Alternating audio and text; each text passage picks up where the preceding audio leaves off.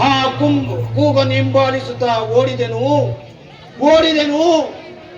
ಅಷ್ಟರಲ್ಲಿ ಪೂಜ್ಯ ಜನಕನು ವಸ್ತ್ರಹೀನವಾಗಿ ಮಗು ಭರತ ಕೊನೆಗೂ ನನ್ನನ್ನು ಕಾಪಾಡಲಾರದೆ ಹೋದೆ ಎಂದು ಕೂಗಿಕೊಂಡನು. ಆಗ ತಂದೆಯನ್ನು ಕಾಪಾಡಬೇಕೆಂದು ಓಡಿದೆನು. ಅಷ್ಟರಲ್ಲಿ ವಿಧಿಯಿಂದ ಬಿಡಿಸಲಾರದೆ ಪೂಜ್ಯ ಜನಕನು ಕಣ್ಮರೆಯಾದರು. ಶತ್ರುಘ್ನ ಕಣ್ಮರೆಯಾದರು. ಎಚ್ಚರವಾಯಿತು. ಎದ್ದು ನೋಡುವಷ್ಟರಲ್ಲಿ ಎಲ್ಲವೂ ಶೂನ್ಯ. ಹೀಗೆ ಕಾಯಿತು ಶತ್ರುಘ್ನ, ಹೀಗೆ ಕಾಯಿತು. ಅದು ಅಲ್ಲದೆ ಅಣ್ಣ ಶ್ರೀರಾಮಚಂದ್ರನ ಪಟ್ಟಾಭಿಷೇಕ ಈ ದಿವಸ.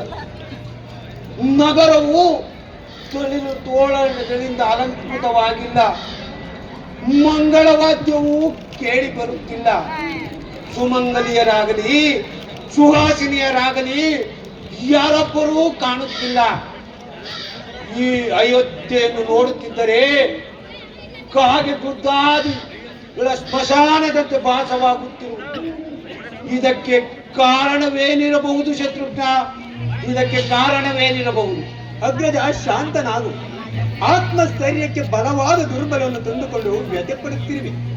ನೀನು ಹೇಳಿದಂತೆ ಯಾವ ಅಮಂಗಲಕ್ಕಾಗಲಿ ಭಯಕ್ಕಾಗಲಿ